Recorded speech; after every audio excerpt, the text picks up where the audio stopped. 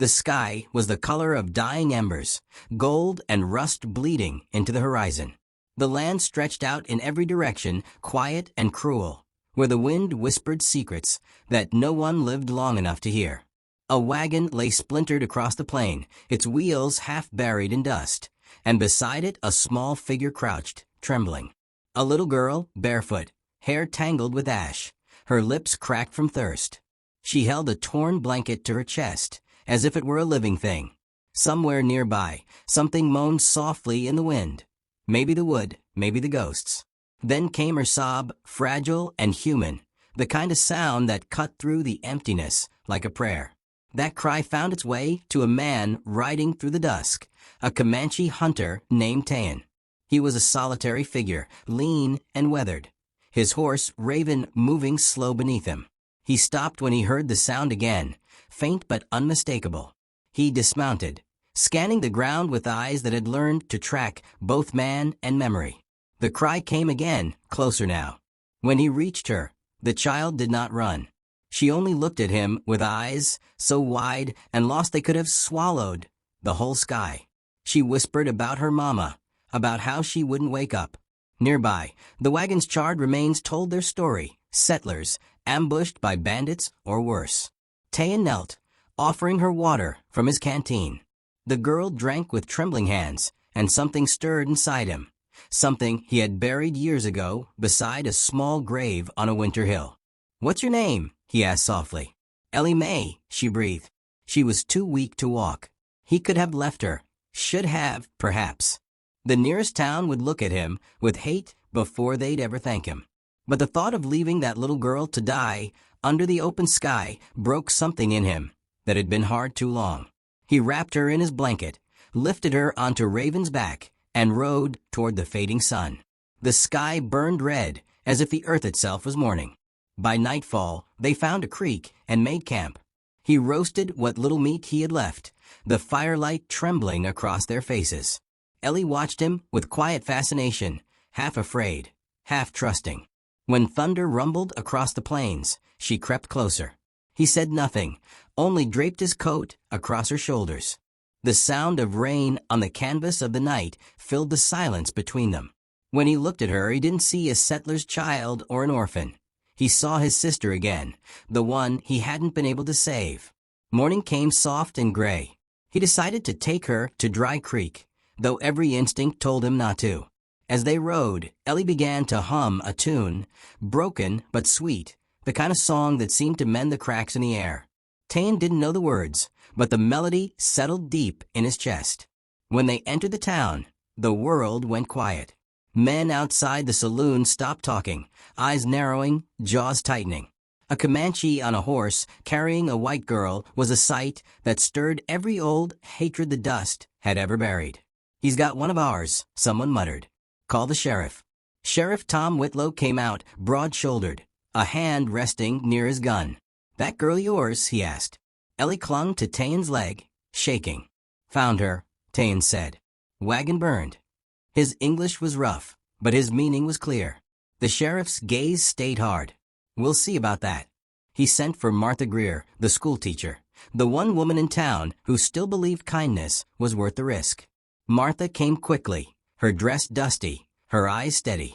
She took Ellie in her arms, murmuring soft comfort.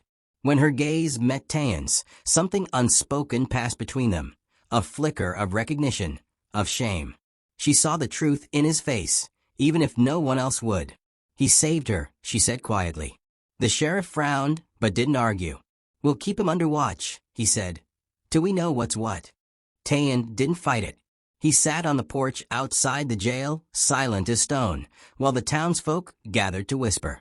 Their words floated on the wind like gnats, ugly, persistent, meaningless. Inside, Ellie refused to sleep unless she could see him through the window.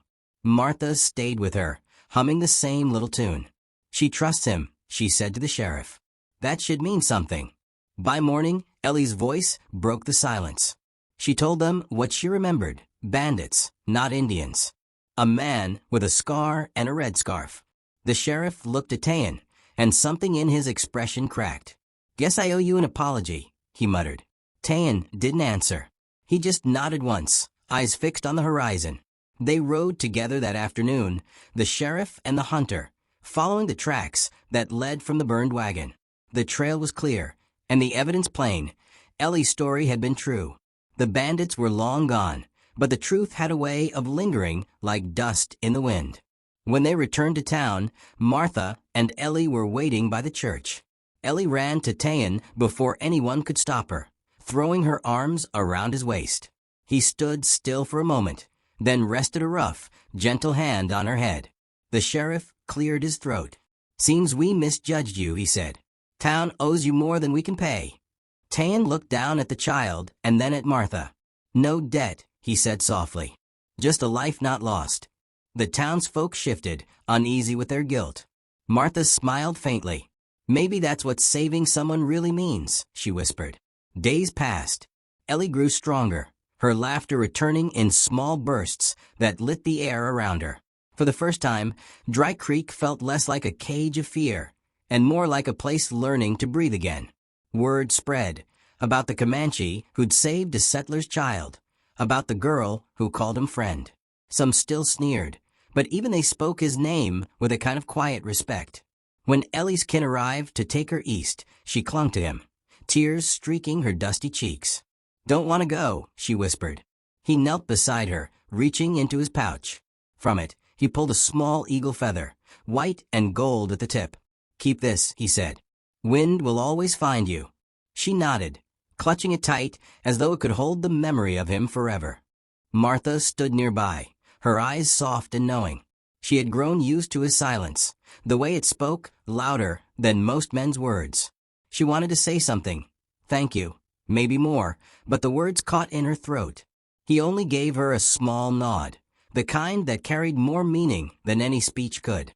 As the wagon rolled away, Tayan mounted Raven and turned toward the sunset. The sky burned the same way it had the night he found the girl, but the light felt different now, gentler, forgiving. The wind carried her laughter back to him, and for a moment he closed his eyes, letting it fill the empty places inside. The voice of an old soul closes the tale, soft as dusk. Out here, the wind remembers what we forget, that mercy is older than any border, and love needs no language. Maybe the cry you hear in the dust isn't just a child's. Maybe it's your own. He rode on until he was just a shape against the horizon, until the world swallowed the sound of his horse's hooves and left only the sigh of the wind. The plains were silent again, but not empty. Something had been returned to the earth, a little girl's life, a man's forgotten heart, and the small proof that kindness can outlive judgment. And as the screen fades into twilight, the voice continues, calm and full of reverence.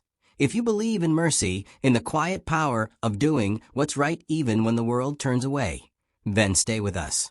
Like, share, and subscribe to Frontier Myths, where forgotten hearts still find their way home.